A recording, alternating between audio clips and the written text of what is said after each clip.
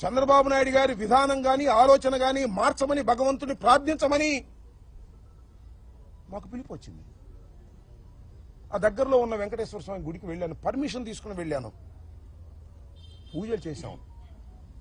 అప్పుడు Nallapadu police CI నాకు phone చేశాడు, వంశీ.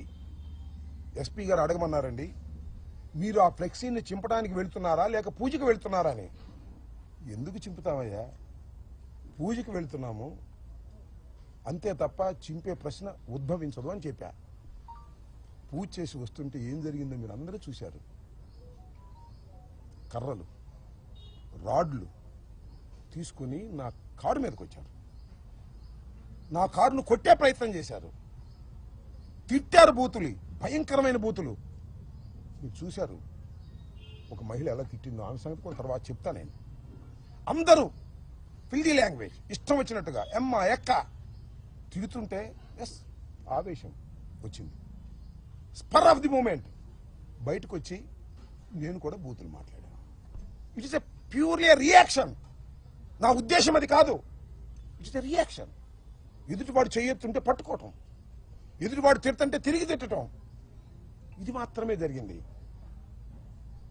ఏం జరిగిందని తర్వాత వాళ్ళు తిట్టారు, నా కారు మీద కొట్టారు, నేను తిరిగి తిట్టాను, ఇంటికి వచ్చేసాను.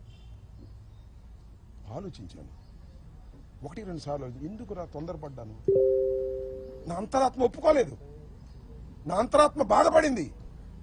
వెంటనే వాలంటరీగా వచ్చి మీ అందరి సమక్షంలో 4:20 4:30 మళ్ళా ప్రెస్ మీట్ అరేంజ్ చేసి, నేను చంద్రబాబు నాయుడు గారిని ఉద్దేశించి తిట్టలేదు, ఆ స్పెర్ ఆఫ్ ది మూమెంట్లో ఒక చిన్న ఆవేశంలో వాళ్ళు తిడుతున్నారనేటువంటి ఉద్దేశంతో నేను ప్రతిస్పందించి తిట్టాను. అయినా తప్పే అది. నేను ఈ వయసులో ఇంత సీనియర్ అయ్యుండి తిట్టి ఉండవలసింది కాదు అని పశ్చాత్తాపడ్డాను. పడ్డానా పడలేదా? పశ్చాత్తాపడితే చెప్తారుగా చాలామంది, పశ్చాత్తాపానికి మించిన ప్రాయచిత్తం లేదని. నేను పశ్చాత్తాపడ్డాను. ఏం జరిగిందండి తర్వాత? ఎంత ఘోరం అండి. నా ఇంటి మీదకి వచ్చారండి, ఎంతమంది వచ్చారండి, ఎంతసేపు ఉన్నారండి? 5ంటికి వచ్చారు. ఇది 4:20కి నా సమావేశం జరిగితే మీరందరూ ఉన్నారు, మీడియా అంతా ఉంది, ఎవ్వరు వెళ్ళలేదు. 5ంటికి వచ్చారు. ఎప్పుడు దాకా ఉన్నారండి? రాత్రి 12 దాటేంతవరకే ఉన్నారు. ఇక్కడే బ్యాచ్లుగా వస్తున్నారు. పెదకూరపాడు వాళ్ళు వస్తారు, వినుకొండ వాళ్ళు వస్తారు, సత్తెనపల్లి వాళ్ళు వస్తారు, భాష్యం స్టూడెంట్స్ వస్తారు, విధ్వంసం చేస్తారు. గదిలో ఉన్నాను, 10-20 నిమిషాలకు తీసుకెళ్లారు. నా ఇంటి మీద నా పిల్లలు ఉన్నారు, నా మనవాళ్ళు ఉన్నారు, తరిమారు, పగలగొట్టారు. పోలీసులు లేరా? అందరు పోలీసులు ఉన్నారుగా. ఆపే ప్రయత్నం చేశారా? 1 గంట కాదు, 2 గంటలు కాదు, ఇంతకుముందు కూడా దాడులు చూసాం.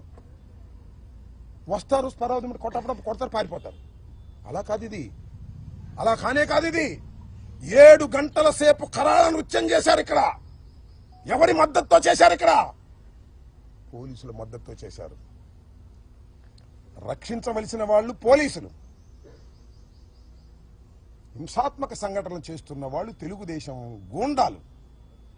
పోలీసు గూండాలు ఏకమైపోయారే, ఎక్కడ చూశారా? ఇప్పుడన్నా విన్నారా?